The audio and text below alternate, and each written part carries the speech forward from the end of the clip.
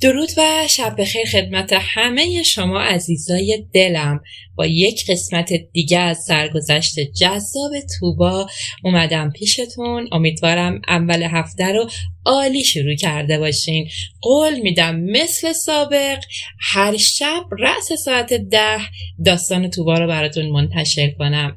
بریم با هم قسمت 6 این داستان رو بشنویم. تا اونجایی گفته بودیم که گلنار به طوبا گفت اگه پدرت چیزی که بگه و تو خوشت نیاد چی؟ حالا ببینیم ادامه داستان به کجا میرسه. فقط لایک، کامنت و سابسکرایب فراموشتون نشه. بهش نگاه کردم، جوابی نداشتم. از پایین صدای پرویز به گوش رسید. خب حاجی. من خشکم زد. هر سمون بی اختیار ساکت شدیم. صدای بابا نیومد. پرویز دوباره گفت شما چی فکر میکنین؟ چند ثانیه سکوت. من ناخن انگشتم رو توی کف دستم فشار دادم. فرهاد هم چیزی نگفت و بابا باز هم ساکت موند. من به گلنار نگاه کردم. گلنار انگشتش رو جلوی لبش گذاشت و هر سمون بیشتر خم شدیم. قرار بود جواب اصلی رو بشنویم. اما هنوز هیچ کس نمیدونست سکوت بابا یعنی چی. صدای پرویز که پرسید شما چی فکر میکنین هنوز توی گوشم بود، اما از پایین هیچ جوابی نمی اومد. من و گلنار روی پله ها خشکمون زده بود. تراوت کنارمون نشسته بود و دستاشو دور زانوهاش حلقه کرده بود. حتی اون هم دیگه شوخی نمی کرد. هممون منتظر بودیم صدای بابا بلند بشه و چیزی بگه، اما بابا همچنان سکوت کرده بود. چند ثانیه گذشت. بعد صدای جابجا شدن استکان چای روی نعلبکی اومد و بالاخره صدای بابا توی سکوت خونه پیچید. من از وقتی آقا فرهاد اومده دارم به حرفاش گوش میدم. پسر خوبیه، اینو نمیتونم انکار کنم. هم طرز حرف زدنش خوبه، هم احترام بزرگتر رو نگه میداره، هم معلومه که برای آیندهش فکر داره. آدم بی هدف و بی مسئولیتی نیست و همین برای من ارزش داره. قلبم یک لحظه روشن شد. گلنار خیلی آروم به دستم زد. اما بابا مکث کرد. همون مکث کوتاه کافی بود تا بفهمم هنوز حرف اصلیش رو نزده. صداش دوباره بلند شد. من از تو بدی ندیدم آقا فرهاد. خانوادت رو هم میشناسم و میدونم چه جایگاهی دارن. خودت هم تا امروز هر جا دیدمت رفتار طوری نبوده که آدم ازت دل خوشی نداشته باشه. اگر بخوام فقط از روی اخلاق و شخصیت خودت قضاوت کنم چیزی ندارم که بهونه کنم و بگم تو پسر مناسبی نیستی. فرهاد چیزی نگفت. پرویز هم ساکت بود. صدای بابا کمی آرومتر شد. اتفاقاً مشکل من همینجاست. چون اگه آدم بدی بودی، اگه بی مسئولیت بودی، اگه میدیدم هنوز نمیفهمی ازدواج یعنی چی، جواب دادن خیلی راحت بود. میگفتم نه و تمام. اما وقتی میبینم پسر عاقل و محترمی هستی باید برای نگفتنم دلیل داشته باشم. گلوی من خشک شده بود. دست گلنار رو گرفتم.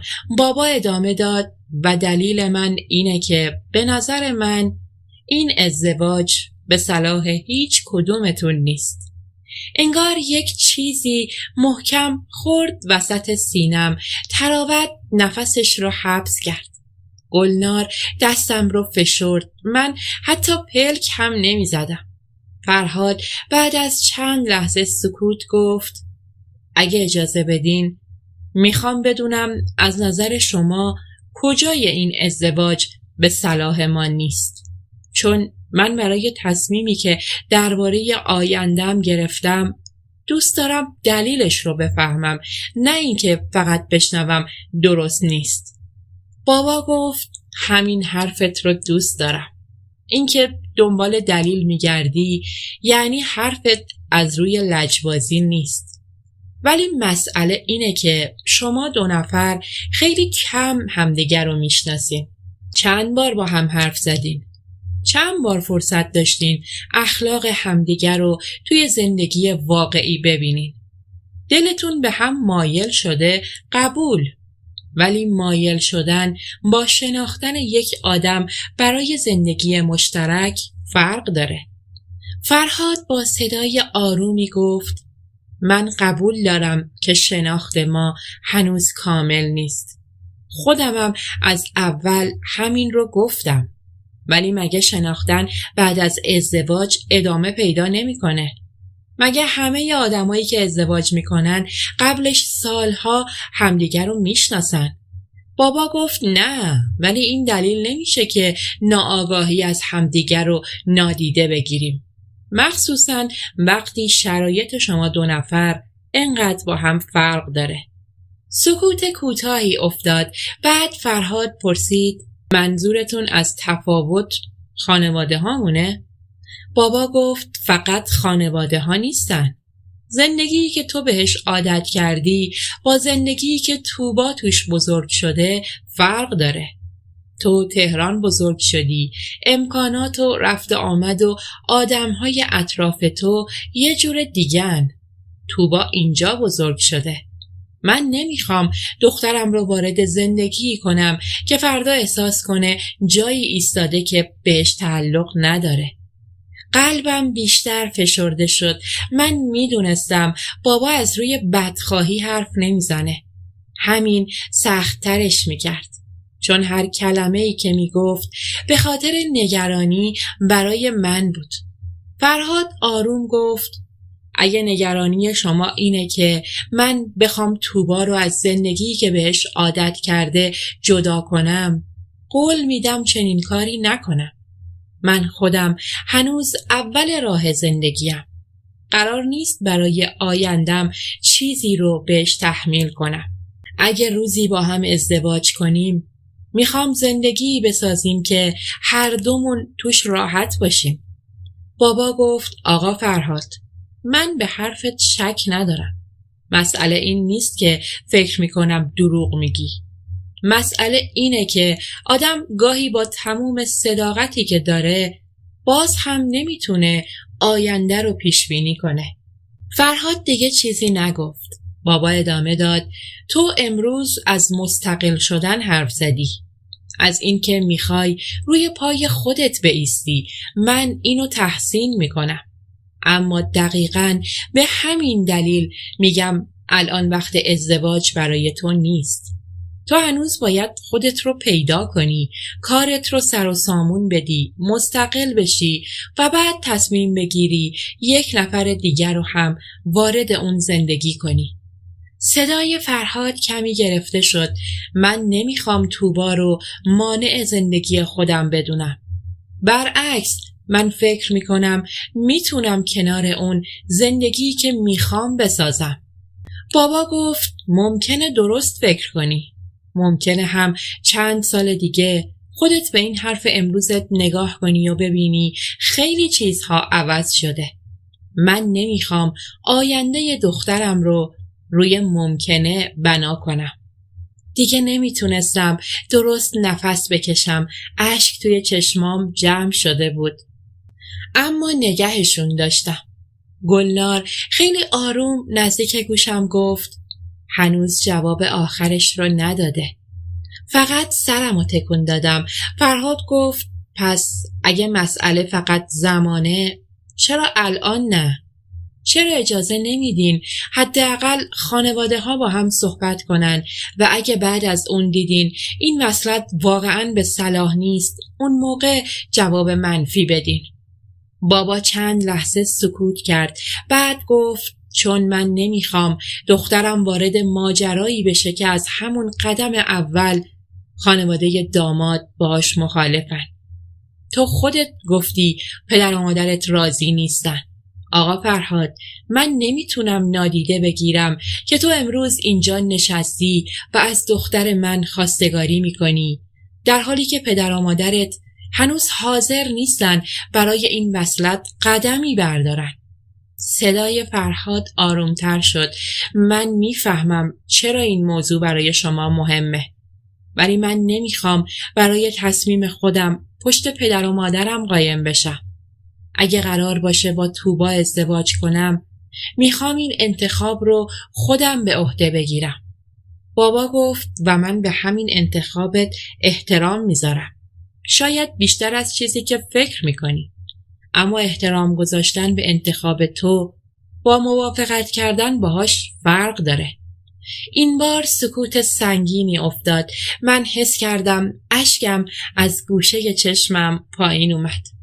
سریع پاکش کردم. تراوت نگام کرد. گلنار هم دستم رو گرفت. صدای بابا دوباره بلند شد. آقا فرهاد، اگه بخوام فقط از روی شخصیت خودت نظر بدم، میگم پسر محترمی هستی و میشه بهت اعتماد کرد. اما من پدر طوبام.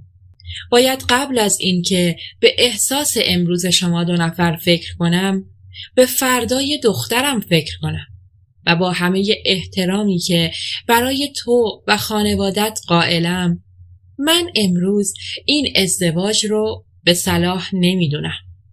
چشمامو بستم. همین جمله‌ای بود که ازش میترسیدم. به صلاح نمیدونم. نه توهین بود، نه تحقیر، نه حتی عصبانیت. و شاید همین دردش رو بیشتر میکرد. چون بابا از فرهاد بدش نمی اومد، فقط موافق ازدواجش با من نبود. گلنار صورتم رو نگاه کرد. من آهسته سرم رو روی شونش گذاشتم. پایین صدای فرهاد اومد. من از شما ناراحت نمیشم حاج آقا، چون میفهمم که دارید از دخترتون محافظت میکنید. فقط امیدوارم این نه به این معنی نباشه که دیگه اجازه نمیدین حتی دربارش فکر کنیم. بابا گفت من امشب تصمیمم رو گفتم. نه از روی عصبانیت، نه از روی بدبینی به تو، ولی تصمیمی که گرفتم برای خودم دلیل داره و بهش پایبندم. و بعد دوباره سکوت کرد. سکوتی که این بار از قبل سنگین تر بود. من به این فکر می کردم که چند ساعت قبل وقتی فرهاد وارد خونه شده بود، خیال می کردم سخت ترین قسمت شب اینه که جلوی چشم خونوادم نگاش کنم.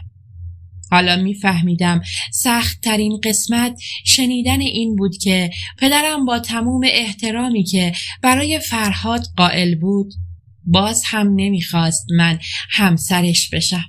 فرهاد بعد از حرف آخر بابا چند لحظه ساکت موند. من از بالای پله ها فقط نیم رخش رو می دیدم. سرش پایین بود و انگشتاشو به هم قفل کرده بود. انگار تموم حرفهایی که میتونست بزنه رو توی ذهنش مرور میکرد، اما در نهایت تصمیم گرفته بود بیشتر از این چیزی نپرسه. بالاخره سرش رو بلند کرد. من حرفم رو زدم و جواب شما رو هم شنیدم. نمیخوام بیشتر از این اصرار کنم، چون اگه قرار باشه روزی طوبا کنار من زندگی کنه، نمیخوام اولین قدم این زندگی با بی احترامی به پدرش شروع بشه. من برای نظر شما احترام قائلم، حتی اگه باش موافق نباشم. بابا چیزی نگفت. فرهاد آروم از جاش بلند شد و کت توسی رنگش رو مرتب کرد. فقط میخوام بدونین من امشب برای گرفتن جواب اومدم، نه برای جنگیدن با شما. اگه اجازه بدین میرم و اگه روزی دوباره خواستیم درباره این موضوع حرف بزنیم، من همون حرفی رو میزنم که امشب زدم. صدای پرویز از پایین اومد. این حرفت قابل احترامه فرهاد. فرهاد لبخند خیلی کمرنگی زد. ممنونم پرویز. مامان که تا اون لحظه ساکت نشسته بود گفت پسرم دیر وقته، اگه میخوای راه بیفتی حداقل یه چایی و شیرینی دیگه بخور که با شکم خالی نری. فرهاد سرش رو تکون داد. ممنونم مادر، ولی واقعا دیگه باید برم. همین باید برم رو که شنیدم دلم فرو ریخت. انگار تا اون لحظه ته دلم هنوز امید داشتم یکی از این آدم‌ها بلند بشه و بگه صبر کن. اما هیچ کس نگفت. پرویز بلند شد. حاجی. بابا نگاهش کرد. اجازه میدین منم با فرهاد برم؟ من و گلنار و تراوت به هم نگاه کردیم. حتی مامان هم با تعجب پرسید تو چرا میخوای بری؟ پرویز لبخند کوتاهی زد.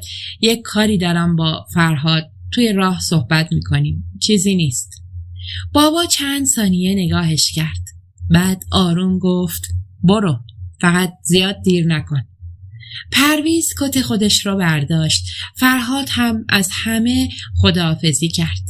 وقتی به در رسید برای یک لحظه ایستاد. من ناخودآگاه یک قدم جلو رفتم، اما همونجا متوقف شدم. از جایی که نشسته بودم فقط میتونستم پشت سرش رو ببینم. فرهاد دستش رو روی دستگیره گذاشت. لحظه ای مکث کرد. بعد در باز شد و هوای سرد شب پاییزی لاهیجان ریخت توی خونه. بوی نم و برگ‌های خیس با هوای گرم داخل قاطی شد و بعد رفت. پرویز هم پشت سرش از خونه بیرون رفت. در بسته شد. عزیزان، توبا خانم به این قسمت‌های داستان که رسید خیلی بی نهایت احساساتی شدن و یاد اون لحظات سختی که فرهاد از پدرش جواب منفی شنیده بود یک کوچولو انگار اذیتشون میکرد. جالب بود، گفتم برای شما هم بگم، شاید برای شما هم جالب باشه. بریم ادامه داستان رو بشنویم. من حتی نفهمیدم کی از پله ها بالا رفتم. فقط دیدم گلنار دستم رو گرفته و میکشه. توبا بیا بالا. تراوت هم پشت سرمون میومد. هیچ کدوم حرف نمیزدیم. ستایی وارد اتاق من شدیم. پنجره رو باز کردم. هوای سرد خورد تو صورتم. حیاط توی تاریکی فرو رفته بود و نور زرد چراغ دیوار روی سنگ‌های خیس افتاده بود. چند برگ زرد و نارنجی از درخت افتاده بود روی زمین و باد هر چند لحظه یکیشون رو چند قدم روی حیاط می‌غلتوند. گلنار کنار پنجره ایستاد. تراوت هم خودش رو به شیشه چسبوند. فرهاد یقه کت توسیش رو بالا داده بود و دستاشو توی جیب شلوارش گذاشته بود. سرش پایین بود. پرویز چیزی گفت. فرهاد جواب داد، اما از اون فاصله صداشون شنیده نمیشد. من فقط نگاهش میکردم، به راه رفتنش، به شونه‌هاش، به همون کت توسی که چند ساعت قبل وقتی وارد خونه شد دیدنش باعث شده بود قلبم تند بزنه. حالا داشت دور می شد. گلنار خیلی آهسته گفت توبا. جواب ندادم. اگه میخوای گریه کنی گریه کن. اینطوری که داری خودتو نگه میداری بدتر میشه. گفتم من نمیخوام گریه کنم. صدای خودم را هم نمیشناختم. تراوت آروم گفت ولی چشمات دارن گریه میکنن. دیگه نتونستم جواب بدم. فرهاد و پرویز به ماشین رسیدن. فرهاد قبل از سوار شدن یک لحظه برگشت. من نمیدونستم از این فاصله منو میبینه یا نه. ولی همون لحظه حس کردم نگاهش به پنجره اتاق من افتاد. نفسم بند اومد. دستم رو روی شیشه گذاشتم. گلنار کنارم ایستاده بود. فرهاد چند ثانیه همونجا موند. بعد سوار ماشین شد. ماشین روشن شد. نور چراغ‌ها حیاط رو روشن کرد. و بعد آروم از در بیرون رفت. من تا وقتی نور چراغ ماشین از کوچه محو نشد همونجا ایستادم. گلنار گفت بیا توبا، سردت میشه. سرم رو تکون دادم. برو. تو چی؟ من یکم اینجا میمونم. تراوت هم فهمید بهتره چیزی نگه. دوتایی رفتن. من تنها کنار پنجره موندم تا نیمه های شب. هر بار صدای ماشینی از کوچه می اومد قلبم می ریخت پایین. هر بار صدای قدمی می شنیدم خیال می کردم برگشته، اما بر نمی گشت. اون شب طولانی ترین شب عمرم شد. نه خوابم برد، نه تونستم گریه کنم. فقط روی تخت نشسته بودم و به سقف نگاه می کردم و حرفهای بابا توی سرم تکرار می شد. به صلاح هیچ کدومتون نیست. هر بار که این جمله توی ذهنم می اومد بعدش صدای فرهاد رو می شنیدم. من توبا رو می خوام. و من بین این دو جمله گیر کرده بودم. بین پدری که میخواست آیندم رو از خطر حفظ کنه و پسری که برای اولین بار تو زندگیم جلوی خانوادم گفته بود منو میخواد. نزدیک صبح بالاخره خستگی منو برد، اما خوابم بیشتر شبیه افتادن بود تا خوابیدن. وقتی چشم باز کردم هوا هنوز خاکستری بود. پاییز لاهیجان صبحها زود روشن نمی شد. صدای بارون ریزی می اومد که آروم به شیشه می خورد. چشمام سنگین بود. هنوز پتو رو کنار نزده بودم که صدای باز شدن در اتاق اومد. مامان بود. یه سینی کوچیک دستش بود، یه استکان چای و کمی نون و پنیر. سینی رو روی میز گذاشت و کنار تخت نشست. از دیشب چیزی نخوردی؟ گفتم اشتها ندارم. مامان چند لحظه نگاه هم کرد. بعد دستش رو روی موهام کشید. میدونم. سرم رو برگردوندم سمت پنجره. مامان آهی کشید. توبا، من دیشب تا صبح خوابم نبرد. آروم پرسیدم برای چی؟ برای اینکه میدونم توی دلت چی میگذره. چیزی نگفتم. مامان ادامه داد من مادرتم. شاید تو فکر کنی هیچ کس نمیفهمه چه حسی داری، ولی مادر از نگاه بچهش خیلی چیزا رو میفهمه. اشکم دوباره جمع شد. من کاری نکردم مامان. میدونم. صداش نرم بود. من نگفتم کاری کردی. نگفتم اشتباه کردی. ولی اگه به فرهاد علاقه‌ای پیدا کردی باید همینجا جلوشو بگیری. برگشتم سمتش. چرا؟ مامان نگاهش رو از من نگرفت، چون پدرت دیشب حرفش رو زد و من میدونم وقتی پدرت درباره آینده یکی از بچه‌هاش تصمیم میگیره به این راحتی نظرش عوض نمیشه. گفتم ولی فرهاد آدم بدی نیست. نگفتم بده. پس چرا نمیذاره؟ مامان نفس عمیقی کشید، چون خوب بودن یک آدم همیشه به این معنی نیست که برای زندگی ما مناسب باشه. گاهی 2 نفر آدم خوبن ولی کنار هم قرار گرفتنشون میتونه برای هر دوشون دردسر درست کنه. اشکم پایین افتاد. من فقط 2 بار باهاش حرف زدم مامان. شاید حتی علاقه‌ای هم نباشه. شاید فقط نتونستم جمله‌ام رو تموم کنم. مامان دستم رو گرفت. خودت بهتر از من میدونی چه حسی داری. چشمامو بستم.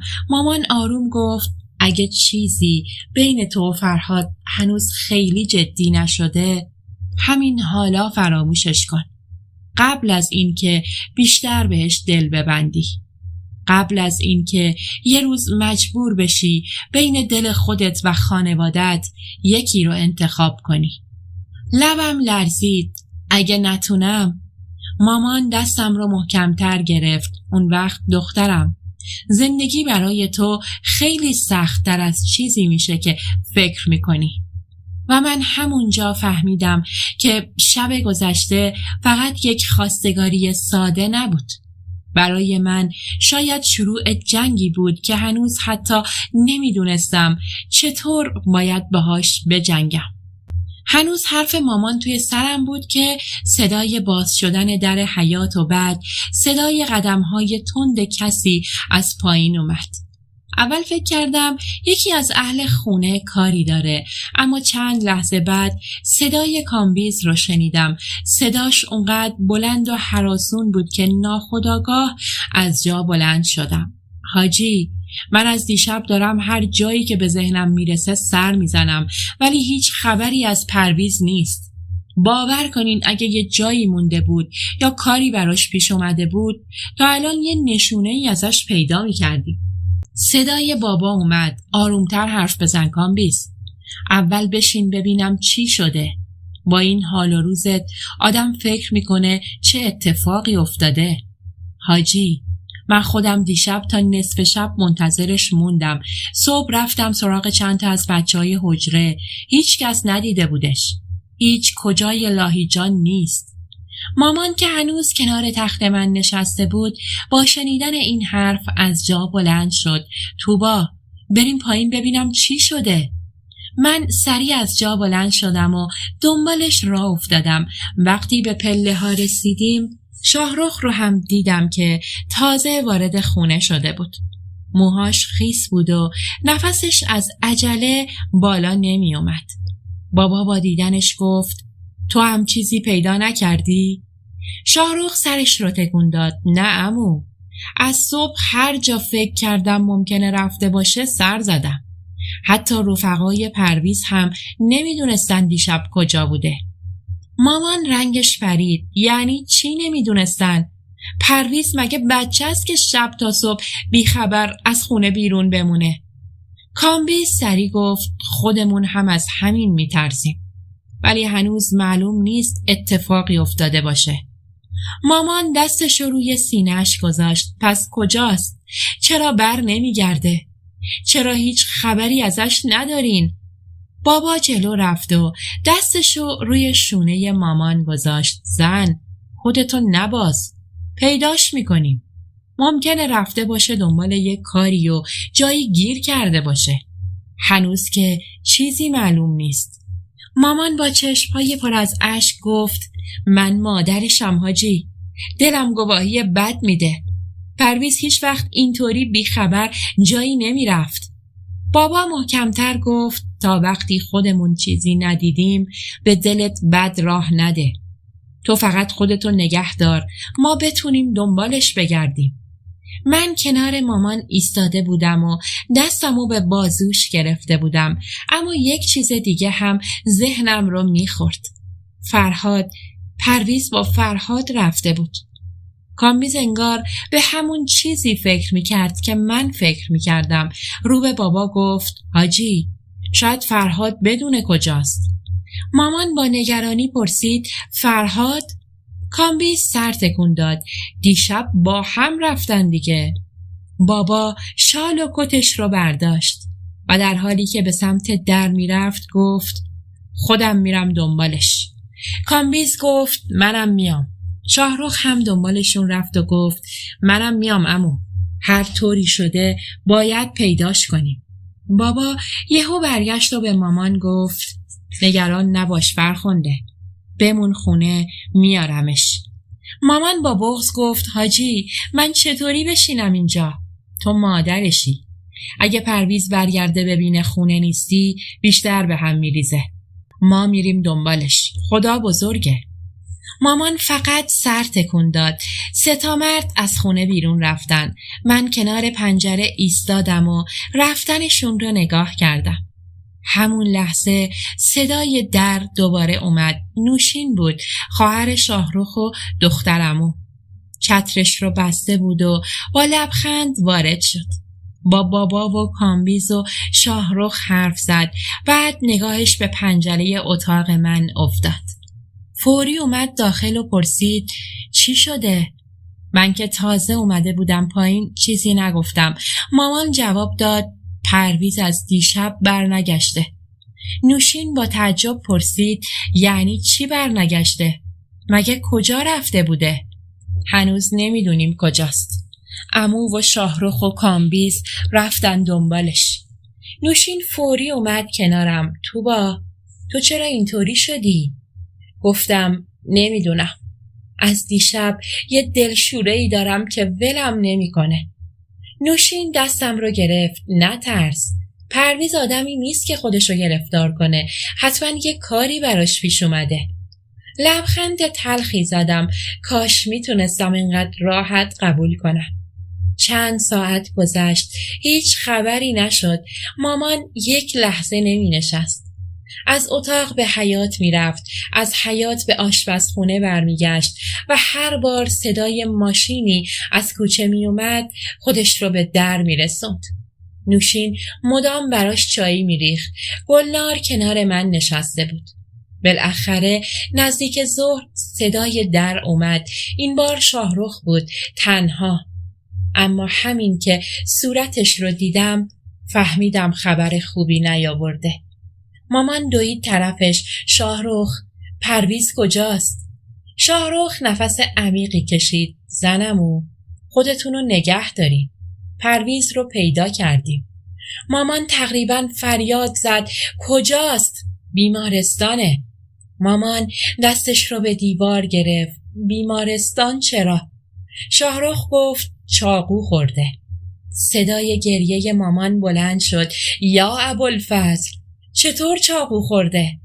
دیشب با چند نفر درگیر شده بودن. پرویز زخمی شده، بردنش بیمارستان، جراحیش کردن. من جلو رفتم. حالش چطوره؟ شاهرخ نگاهم کرد. هنوز معلوم نیست. دکتر گفته باید صبر کنیم. گفتم فرهاد چی؟ شاهرخ لحظه ای مکث کرد. همش تقصیر آقا فرهاده. بردتش رشت. ترسیده اینجا ببرتش بیمارستان. معلوم نیست. بلند گفتم شاهرخ. شاهرخ گفت پرویز داره میمیره. قلبم فرو ریخت. مامان چادرش رو برداشت. من همین الان میرم. گلنار گفت منم میام. نوشین گفت منم میام. مامان رو به یعقوب کرد که تازه وارد حال شده بود. یعقوب، ماشینو حاضر کن، هرچی زودتر. یعقوب سر تکون داد. چشم خانم، همین الان. بیمارستان شلوغ‌تر از چیزی بود که فکر می‌کردم. بوی دارو و الکل توی راهرو پیچیده بود. صدای رفت و آمد پرستارا، صدای گریه یک زن از اتاقی دورتر و پچ‌پچ خانواده‌هایی که منتظر خبر بودن. همه با هم قاطی شده بود. همین که وارد شدیم چشمم افتاد به بابا. کنار دیوار ایستاده بود. کامبیز کنارش بود و چند قدم اون طرفتر فرهاد روی یک صندلی نشسته بود. صورتش زخمی بود. کنار ابروش شکافته شده بود و روی گونه‌اش لکه خون خشک شده بود. لبش هم پاره بود. اما همین که چشمش به من افتاد از جا بلند شد. لباش تکون خورد. توبا. صدای بابا همزمان بلند شد. تو اینجا چی کار میکنی؟ به طرفم اومد. گفتم نگران پرویز بودم.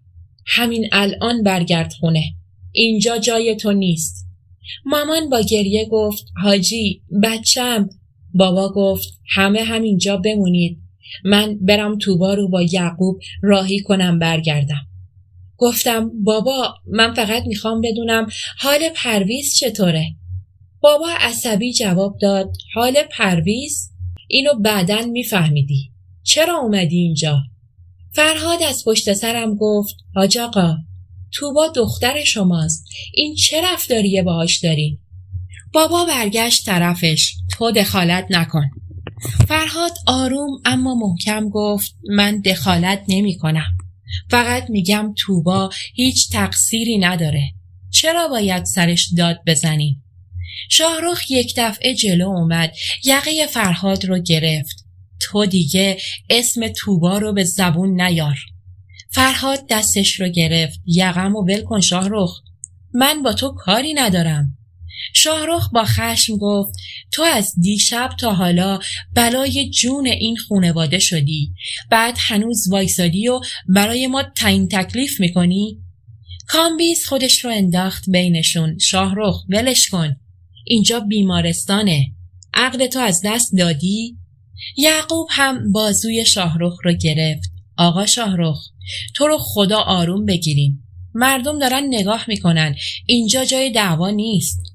شاهرخ هنوز یقه فرهاد رو رها نکرده بود. فرهاد گفت من اگه میدونستم چه اتفاقی میفته هیچ وقت با پرویز از خونه بیرون نمی اومدم. ولی تو حق نداری منو مقصر چاقویی بدونی که یکی دیگه زده. مامان با گریه گفت من فقط میخوام بدونم پسرم زنده میمونه یا نه. شما رو به خدا جلوی من دعوا نکنی.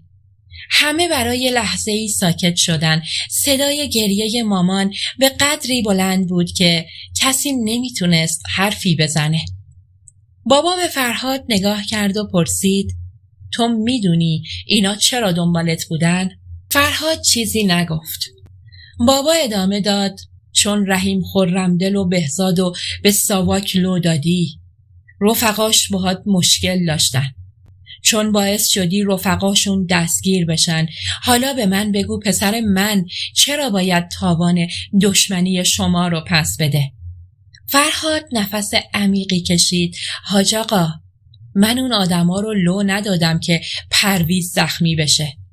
اونا خودشون کارایی کردن که پای ساواک وسط کشیده شد. من اگه کاری هم کردم برای این بود که جلوی یه عده آدم خطرناک گرفته بشه. بابا با خشم گفت برای من فرقی نداره چرا. اول پسر کوچیکم، حالا پرویز. هر جا اسم تو میاد یه مصیبت دنبالشه.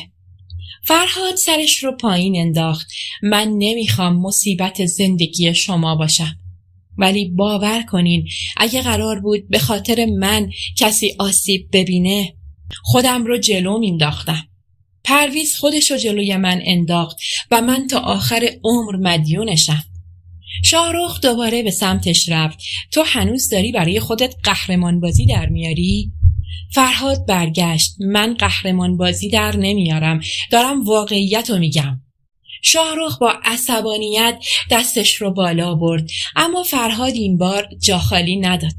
پیش دستی کرد و مشت محکمی به صورت شاهرخ زد.